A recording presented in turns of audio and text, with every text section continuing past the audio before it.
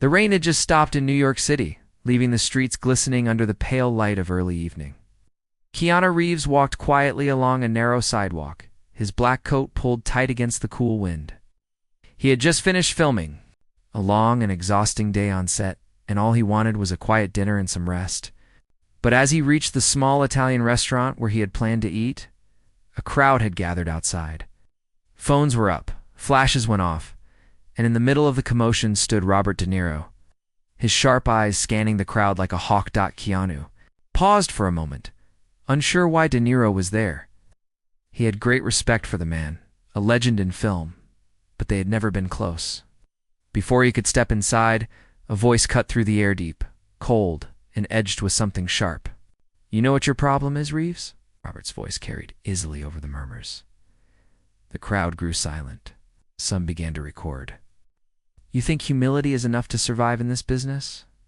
It's not. You've been coasting on kindness. But kindness doesn't make legends. It makes you soft." Keanu felt the words land like stones in his chest. He had heard criticism before, but never like this.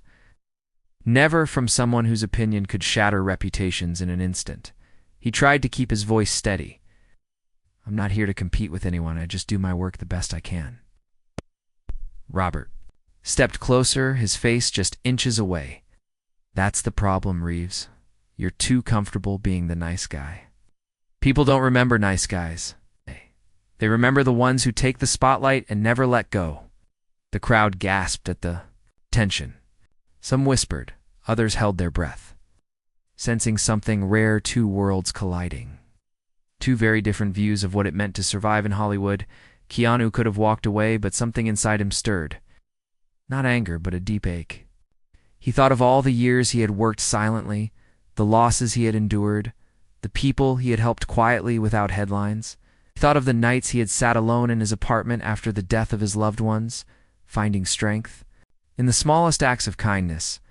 "Spotlights fade," Keanu said softly, "but how you treat people lasts forever."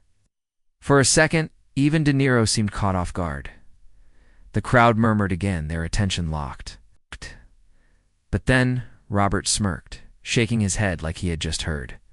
"A child speak of the world. You'll learn one day. This industry eats men like you alive."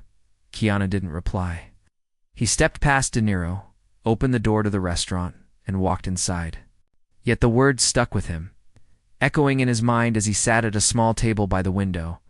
He wondered if Robert was right. He had always believed in respect, humility, and resilience.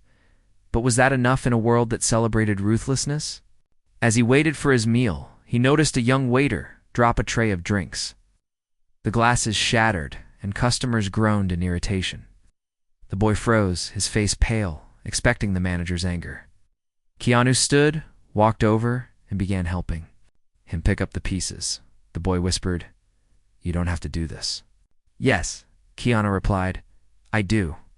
Outside, the rain began again, tapping gently against the glass. But Keanu didn't notice. Something told him that tonight was only the beginning of a storm, much bigger than the weather one, that would test everything.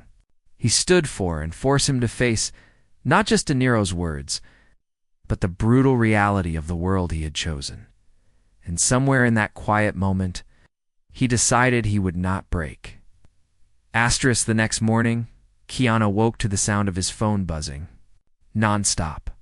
At first, he thought it was just a few messages from friends, but when he finally picked it up, he saw dozens of notifications, social media posts, articles, and videos. The confrontation from the night before had gone viral. Clips of Robert, De Niro's words were everywhere. With headlines twisting the story into something bigger, some called it the night De Niro put Reeves in his place. Others defended Keanu, calling him the last gentleman in Hollywood. Strangers debated his career, his choices, his worth. It felt strange. Having his entire character weighed and measured by millions who didn't know him, Keanu sat in silence. Scrolling through the noise, he wasn't angry, just heavy. It wasn't about winning a public argument with Robert. It was about something deeper, something unsettled inside him. De Niro's words had cut into a place Keanu didn't like to visit, the quiet fear that maybe he really had been too soft, too trusting, too willing to stand in the shadows. A sudden knock at his door pulled him out of his thoughts. When he opened it, his manager Elena stood there with a worried expression. "We need to talk," she said, walking in without waiting for an invitation. "I've been getting calls since 6 a.m. Directors, producers, journalists, they all want to know if you're going to respond." "Respond to what?" Keanu asked, though he already knew. "To De Niro, to the whole mess. The industry is watching, Keanu.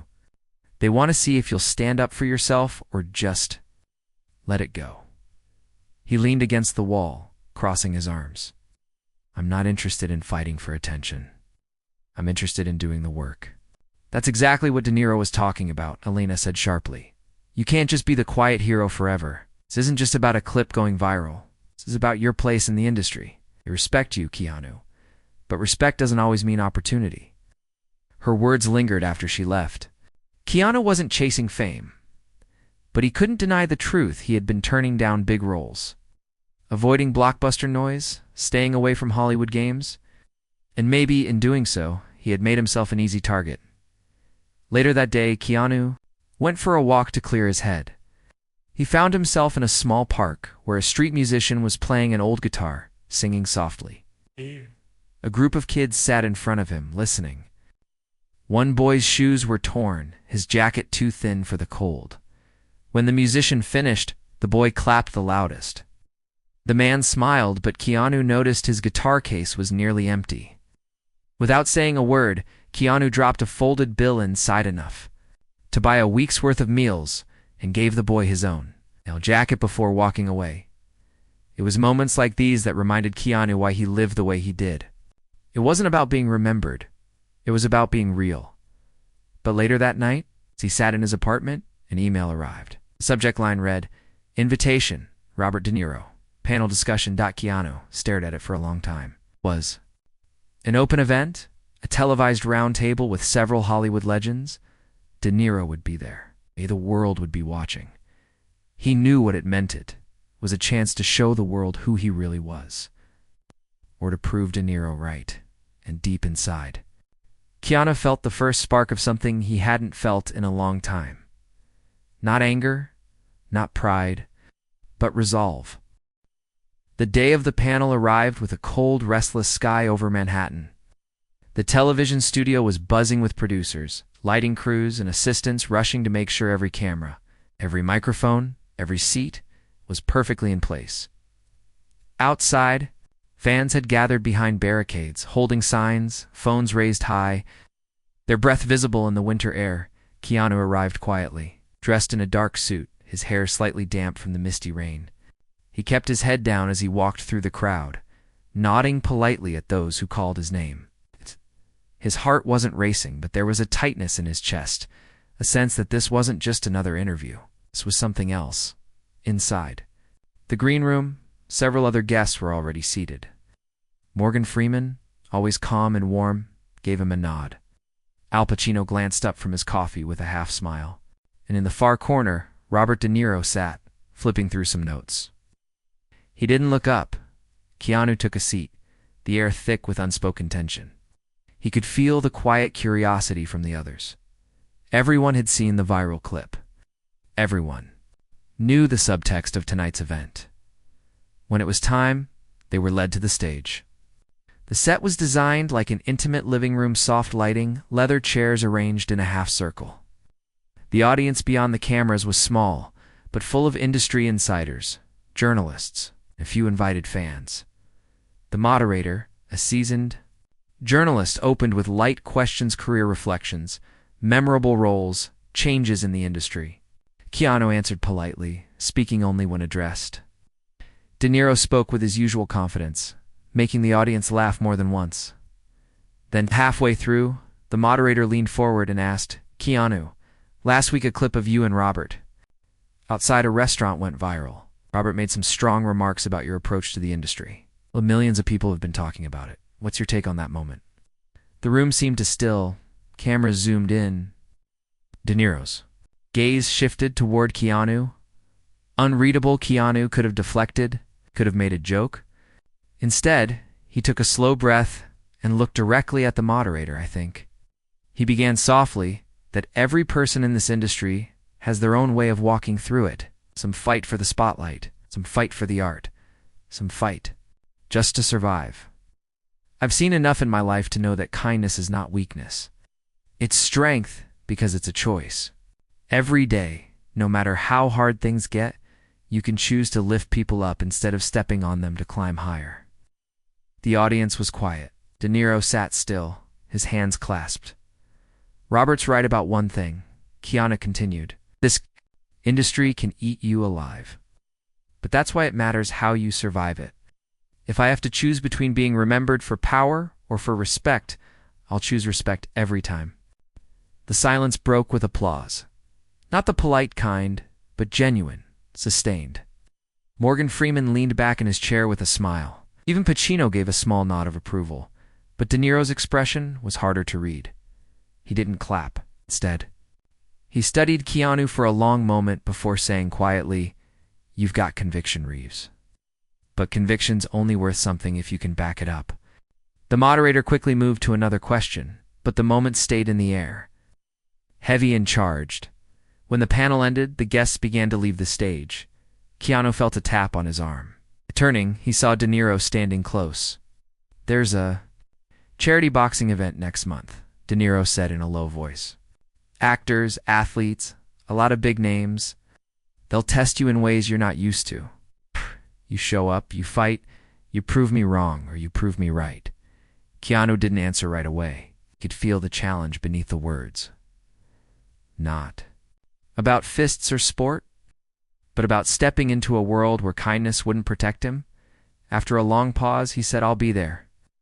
As he walked out of the studio into the cold night, Keanu knew this wasn't just a test from De Niro. This was going to pull him into something far bigger and far more dangerous than anyone watching tonight could imagine. Asterisk, the weeks leading up to the charity boxing event were unlike anything Keanu had experienced before. The event itself wasn't just a small gathering. It was a massive, high-profile spectacle that the media had been hyping for years. Athletes, actors, billionaires, and political figures would all be in attendance, with cameras broadcasting it live to millions for most participants. It was about entertainment, bragging rights, or charity publicity. But for Keanu, it had become something far deeper, a chance to stand in the center of the ring and show, not just to De Niro, but to himself, that he could step into an arena built on aggression without losing who he was. Keanu began training at a quiet boxing gym in Brooklyn, one that smelled of leather and chalk and echoed with the sound of fists hitting heavy bags. His trainer, a grizzled ex-pro named Ray, was blunt from the start. "Reeves, you've got discipline, but boxing isn't about looking graceful. It's about surviving when every instinct tells you to quit." Ray put him through drills that left his muscles aching and his lungs burning. Footwork, speed, defense. Sparring rounds where he took hits harder than anything a movie stuntman would dare throw. Keanu never complained, even when his ribs ached or his knuckles throbbed. Each punch he took reminded him of the silent battles he'd fought his whole life, the grief, the losses, the moments when walking away would have been easier. But training wasn't his only challenge. The media had already framed the event as De Niro versus Reeves, the grudge match, even though they wouldn't actually be fighting each other. Articles painted Keanu as the underdog, too gentle to survive in a fight, while De Niro's reputation as a tough, no-nonsense veteran made him seem untouchable. One evening, after a long day of training, Keanu was leaving the gym when a group of paparazzi cornered him outside. "Keanu, are you ready to finally prove you're not just the nice guy?" One shouted. "What do you say to people betting you'll quit halfway through the match?" Another pressed. Keanu stopped, looking at them calmly. "I'm not here to prove who I'm not. I'm here to show who I am." The clip went viral overnight. Fans around the world began sending messages of support. Strangers who had never met him were sharing stories of how his kindness had touched their lives. But in the shadows of that praise, there were still the doubters, those who believed De Niro's view, that kindness was a flaw in a world built for the ruthless. Finally, the night of the event arrived. The venue was an arena lit up like a festival, with red carpets, flashing cameras, and roaring crowds. Inside, the ring stood at the center, bathed in white light, Keanu's opponent was a retired mama fighter, bigger, faster, and far more experienced. When they touched gloves before the first round, the man gave a small smirk. As if this would be quick, in the front row, De Niro sat with his arms crossed, watching closely. His eyes didn't leave Keanu for a second. The bell rang. The first few blows came hard and fast. Keanu stumbled under the force, his head ringing, but he stayed on his feet. His training kicked in. Guard up. Keep moving. Breathe. Each round pushed him further past his limits. Each hit testing his will. By the fourth round, sweat stung his eyes, and his chest heaved for air. His opponent's punches came like hammers, but Keanu refused to fall. In one exchange, he landed a clean jab that made the crowd roar.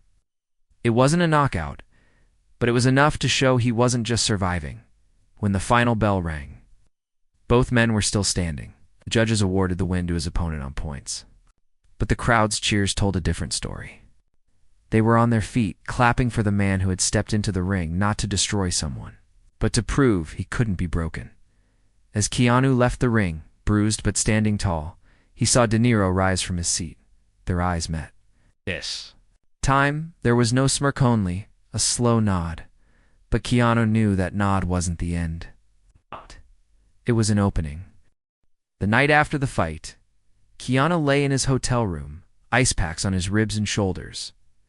Every muscle ached, but there was a deep calm in his chest. He hadn't won on paper, but he had stayed in the fight, every round, every second. To him, that was the victory. Still, he couldn't shake the feeling that De Niro's nod meant something more. It wasn't an admission of defeat. It was an acknowledgement. The kind men gave when they saw potential. The next morning, his phone rang. It was Alina, his manager. "You're not going to believe this," she said, her voice quick with excitement. "I just got a call from De Niro's people. He wants to meet privately." Today? Keanu hesitated. Part of him wondered if this was another test. Where? A private set in Queens. They're filming something. But he said you should come alone. When Keanu arrived, the set was quiet. Most of the crew was on break, and only a few lights were on. De Niro was sitting in a folding chair, looking over a script. He didn't stand when Keanu approached, just motioned to the empty chair next to him. "You did better than I expected," De Niro said without looking up. "Most people in your position would have folded after the second round. You didn't." Keanu sat quietly waiting. De Niro finally put the script down and looked at him. "Hollywood eats nice guys alive because nice guys don't fight back. But maybe you're not just a nice guy, so maybe you're something else." "I'm not here to fight people," Keanu replied softly. "I'm here to fight for people." De Niro studied him for a long moment, then reached into his jacket and pulled out a manila envelope. "There's a project. Dangerous one. Not a movie, it's real. It's a documentary about corruption in this industry. People are scared to touch it. I'm producing it, but I need someone on camera who can't be bought and won't be intimidated." Keanu frowned. "Why me?" "'Cause you're clean," De Niro said simply. "Because whether you realize it or not, people believe you. They'll listen to you. And they'll watch, especially now after the fight." Keanu opened the envelope.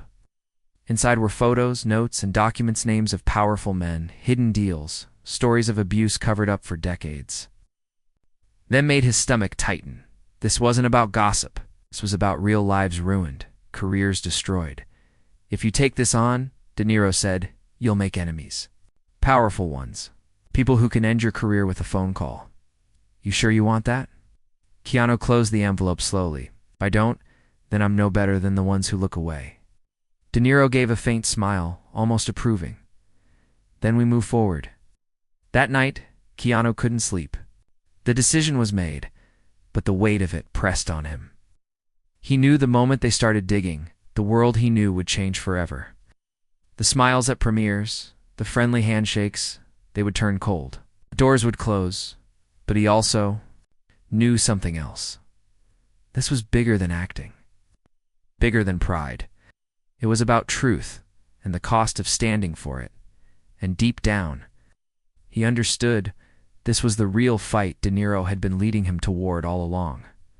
The first weeks of the project were quiet, almost deceptively so. Keanu and De Niro met in private offices, away from the usual Hollywood noise, going through every document, every lead. The stories were worse than Keanu imagined.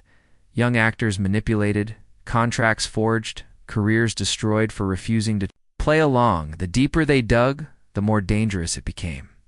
Phone calls started coming in with no voice on the other end. Cars followed Keanu at night. One morning, he found an unmarked envelope under his door. Inside was a single sheet of paper with 4 words typed in bold: "Stop or you disappear." When he showed it to De Niro, the older man didn't flinch. "You're in it now. They're scared of you. That's good. Fear means you're hitting the right nerves." Keanu kept going, not because he wasn't afraid he was, but because he couldn't walk away. Every victim they interviewed added another layer of resolve. They weren't just telling stories. They were handing over pieces of their lives, trusting him to carry them into the light. As filming progressed, word began to leak. Tabloids ran headlines about Reeves and De Niro's secret expos. Online chatter exploded. Fans praised his courage, but there were also those who called it career suicide. Then came the night everything boiled over. Keanu had just left a late meeting when 2 men approached him in the parking lot. They weren't paparazzi. Their voices were calm, but their message was clear: stop the documentary or suffer consequences. Keanu looked at them, his voice steady. "If you think threats will make me stop, then you don't understand why I started." They didn't touch him, but their eyes promised this wasn't over. When the day of the documentary's private screening arrived, the room was packed, not just with journalists, but with lawyers, activists, and a few brave victims willing to speak on record. The lights dimmed, and the truth unfolded on the screen. Names were named. Evidence was shown. Years of silence shattered in under 2 hours. When the credits rolled, the room was silent for a long moment. Then applause, loud, unrestrained, rising like a wave. Some people stood. Some cried in the back row. De Niro watched Keanu quietly. When the noise finally softened, he walked over and extended his hand. "You proved me wrong," he said simply. Keanu shook his hand. "I didn't do it to prove you wrong. I did it because it was right." Over the next weeks, the documentary sparked investigations, lawsuits, and resignations. Powerful figures fell. Victims found their voices again. And while some studios quietly distanced themselves from Keanu, others offered him work simply because he had stood when others stayed silent. He knew his path in Hollywood would never be the same. But as he walked through the city one quiet evening, a stranger stopped him on the sidewalk. "My daughter wanted me to tell you," the man said, "that she wants to be brave like you when she grows up." Keanu smiled. That was enough.